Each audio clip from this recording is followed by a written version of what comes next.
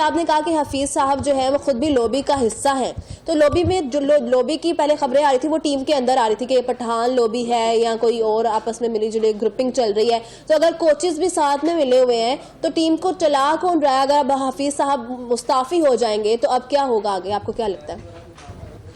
देखिए, ये पूरी एक लॉबी थी, जो है ये सुई गेस्ट लॉबी। एक पठान लॉबी, आपने सही बात की है। दूसरी ये है कि ये मैंने आपको इंटरव्यू में बोला था कि एक पठान लॉबी थी, और दूसरा ये एक सुई गेस्ट लॉबी थी जो हफीज को भी लेके आई।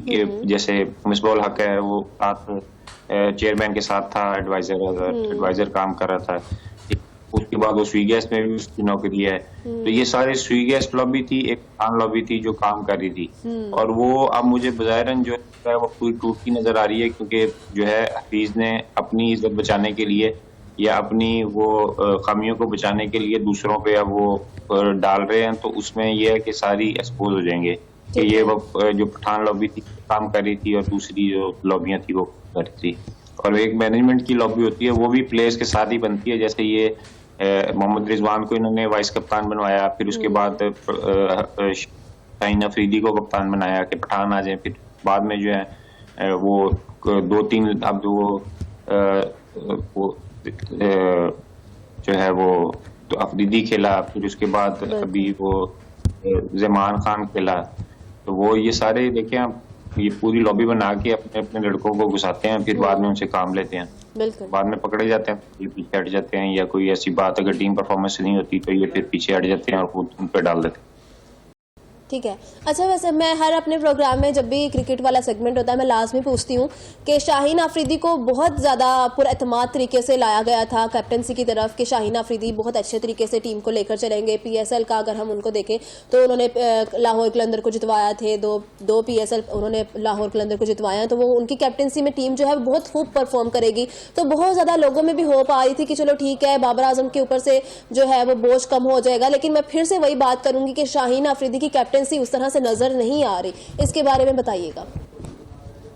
देखिए, उसको यंग को बनाना, मैं तो इस फेवर में नहीं था। वो शायद अफरीदी ने पीछे से लॉबिंग करके उसको कप्तान बना दिया। तो ये कि यंग कप्तान और एक डोमेस्टिक में कप्तानी करना और एक इंटरनेशनल कप्तानी करना बड़ा फर्क है। ठीक है। और दूसरा ये है कि ये पीएसएल तो मुझे सारी चीजों का पता है कि इंटरनल क्या चीज होती है। ये मिलजुल के सारे खेलते हैं। तो उधर वो जिस मर्जी को जितवा दें, जिस मर्जी को हरवा दें, वो तो आपका अपना मुल्क है, या अपनी पीएसएल है, जिस मर्जी को ये जितवा देते हैं, जिसको हरवाना हरवा देते हैं। सही। तो ये तो सारी इस तरह की चीजें, तो फिर आपको पता है जब आप एक लॉबिंग के साथ या किसी हल्के के साथ मिलके उसको आप सपोर्ट करते हैं या प्रमोट करते हैं, तो फिर रिजल्ट ऐसे ही आते हैं जाके, कहीं भी हो आप। ठीक है। अच्छा, तो इसके बारे में क्या है, जैसे हम काफ़ी अरसे से ये सुनते आ रहे हैं कि बॉलीवुड की अगर हम बात करें, टॉपिक से थोड़ा हटके है थोड़ा, लेकिन थोड़ा सा रेलेवेंट लग रहा है मुझे एकदम से। जैसे आपने कहा कि शाहिद अफरीदी ने जी उनको शाहीन अफरीदी को पीछे से लॉबिंग वगैरह करके कोशिशें करके उनको कैप्टन बनवा दिया।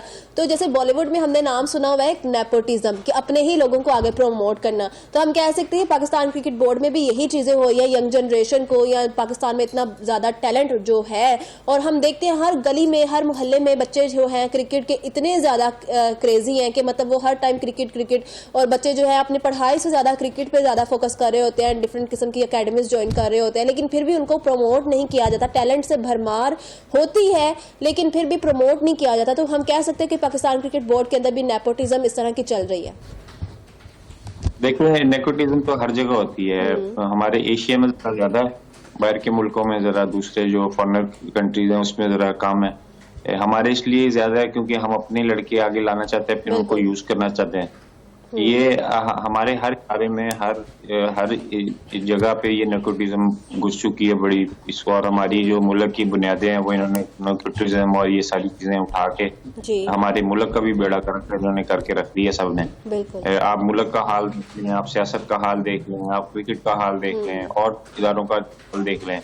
आप मेरा देखें ना, मैं नेपोटिज्म का हिस्सा नहीं था, तो आप देखें ना उन्होंने जो किस तरह साइड लाइन करने की कोशिश की। ये तो मेरे पास थोड़ी बहुत पावर ना हो, या मैं कुछ ना खेला होता, या मैं एक्सपीरियंस बंदा ना होता, तो मुझे तो बाहर के कॉन्ट्रैक्ट भी मिलना मुश्किल था। ये तो मैं अब बाहर जाके खेल लेता हूँ या थोड़ा पैसा बना लेता हूँ, तो जी। इसमें जो है मेरी ऑनेस्टी का अमल दखल भी है कि आप जो रिस्क देना है वो ऊपर वाली जात ने देना है। बिल्कुल। किसी नेपोटिज्म या किसी फेवरिज्म ने नहीं आपको रिस्क देना। ऊपर वाली जात ने वादा किया हुआ कि आपको रिस्क मिलना है, बिल्कुल। तो आप नेपोटिज्म का हिस्सा ना भी हो तो मिलना उतना ही है जितना आपके नसीब में है। बिल्कुल बिल्कुल। तो ये नेपोटिज्म तो बड़े अरसे से चलता आ रहा है और मैं इसके खिलाफ आवाज भी उठाई, लेकिन मुझे दबाने की कोशिश की गई हर तरफ से। जी। तो लेकिन अल्लाह की जात ने मेरा हाथ पकड़े रखा और जो मेरे नसीब में वो मुझे मिलता रहा। माशाल्लाह।